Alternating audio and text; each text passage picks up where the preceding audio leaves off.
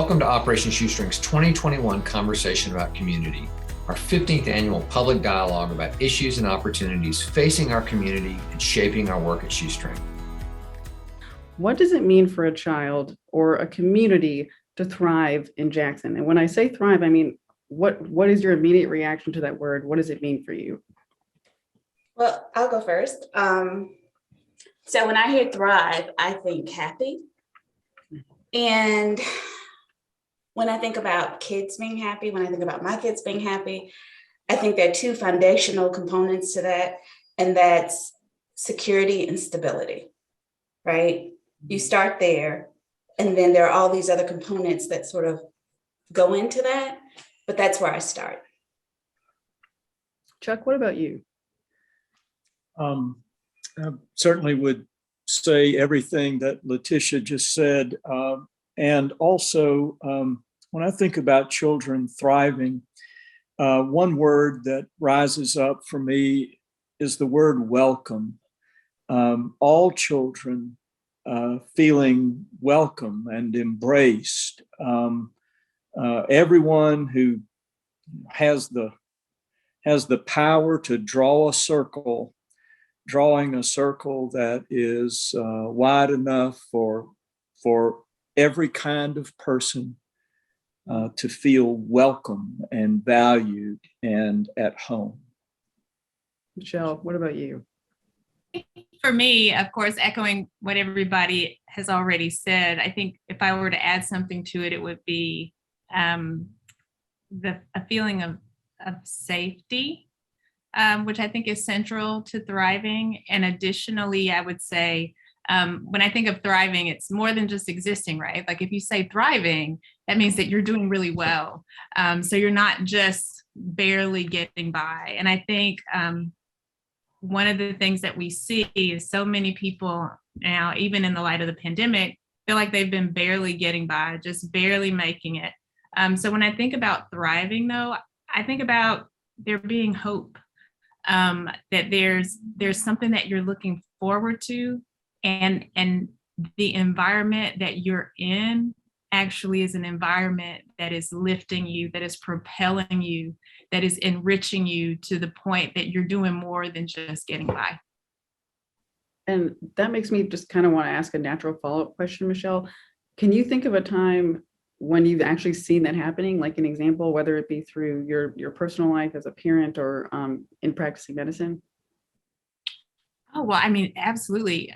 I think about how people come in and sometimes they appear broken or downtrodden, and how sometimes just simple acknowledgments of what they're experiencing, taking the time to listen, giving them information, providing clarity, and letting them know that they're not alone and that you're supportive of them, even as they're going through difficult times, can change the way that person actually thinks or feels. And you have that shift in their own perspective that kind of helps them to respond differently to their environment. And so I think, again, central to that is this concept of hope. And what is it about your environment that either makes it seem hopeless, or what is it that actually allows you to see opportunity around you? And so there are probably a million individual experiences that I've had like that, but I've also seen it where people have come in feeling really, really desolate, and they've been just wanting to find somebody who can instill a little seed that will propel them forward or give them a reason to keep going, or to find hope or joy in their existence. And so I think that's something that you really need a community in order to find, because sometimes you can't provide that for yourself. I agree 100% with what Michelle said. You know, happiness to me is not to be burdened, right, unduly, to have a space where you can think and you can relax and you can make good choices. I'm a bankruptcy attorney, so I see people at the very beginning of the most stressful points in their lives. And sometimes when we get to the end of that process and they get their discharge, I'm looking at a whole new person. We underestimate, and of course, Michelle, you're the doctor, what stress does to us, though, I feel. Yeah. So somewhat stress, and life, of course, I know can never be stress-free, but I feel like there are so many things that our society imposes undue stress. And if we had some safety components, especially for those individuals at the bottom, we could make their lives a whole lot better. And Chuck, I don't know if you wanted to add anything.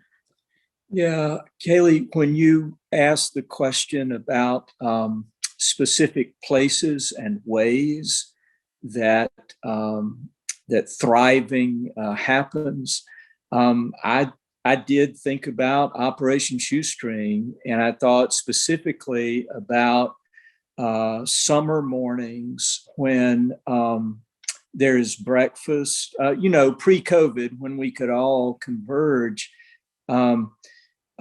Breakfast, which is good and nutritious and delicious, followed by safe and welcoming times of singing and artwork, and asking children what they're interested in an environment where it's fine to be interested in whatever you are interested in.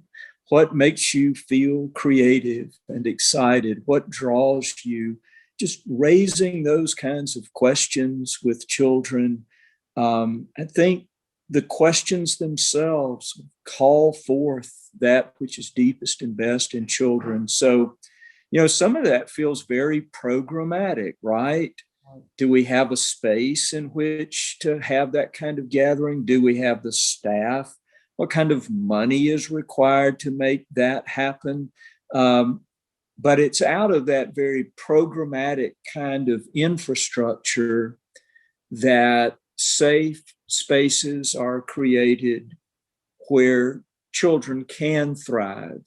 I think we want to all figure out possible solutions or ways that anyone, whether it be the three people on this panel or anyone watching, could help children do this. But Chuck, like you said, it doesn't just, a kid just doesn't wake up and feel safe or feel stress-free. There's a lot of thinking on the front end, I think, that goes into that. And so I don't know if any of you guys have thought about or seen or already do this in your natural life, steps you take or have seen people take that make children or create this environment where kids feel safe and supported. I think the first part of that is, and it sounds kind of, it's fundamental. I think the first part is them feeling loved. And I think everything else kind of stems from that.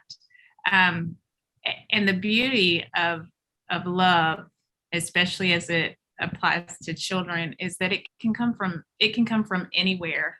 And I say that children are like love sensors, like they so positively respond to, even if it's whether it's a newborn baby, a touch, a caress, the magic of Chuck Poole, when they're most upset. Like it is amazing how receptive children are to attention and to love and positivity.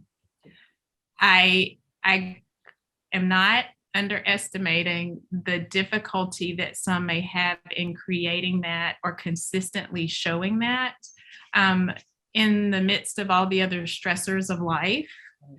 But I think first and foremost, that's it. To say, to name it, to say that children are important and they matter, and then to each and every child to say, and for that child to see and to hear and to feel that they matter and that they're important and that they're loved. I think that's the foundation, and everything else kind of comes on top of that, builds on that. Actually, I have another follow-up question to that, but if anyone else had anything they wanted to add before I move on, you're more than welcome to. I just want to say, building on what Michelle said, just sort of like if kids are able to come from homes like that and then walk into school buildings that are bright and their spaces, and to engage with adults that value them, then I think it's all a level of building. It's building self-esteem. It's building who they're going to be 20, 30 years from now.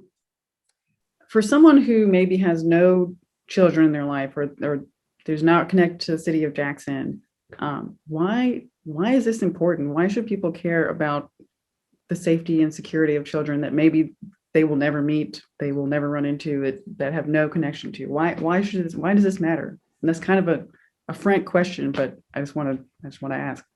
I'll be glad to take an effort at that. I think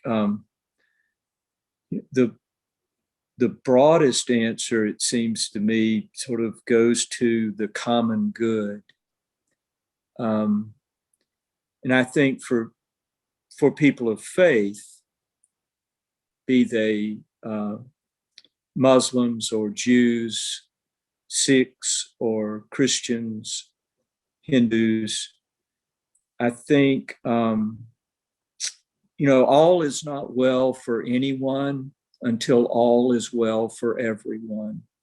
Mm-hmm. For persons of deep faith, and for persons perhaps not of faith, but of good will and good humanity, it just seems to me to be fundamentally true that all is not well for anyone until all is well for everyone.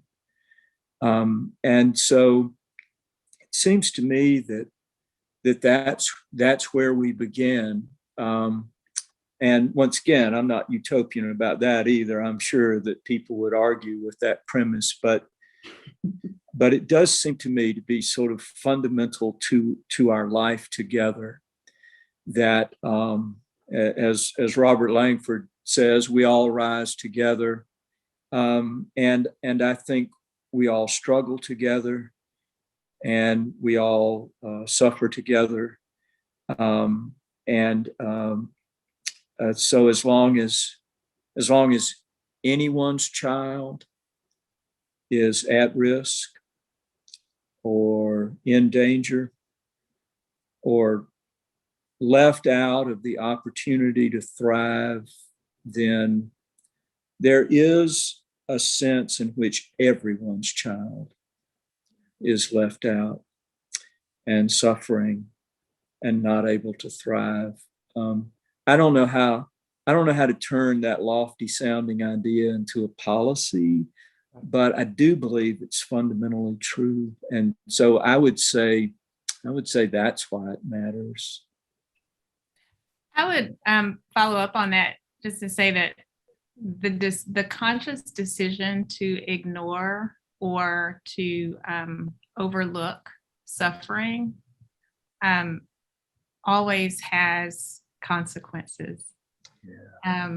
There are consequences for the person whose suffering might have been alleviated, but I also believe that there is something that it does to your soul as well. And I think that it's to kind of bring it home in a way that maybe people could relate to.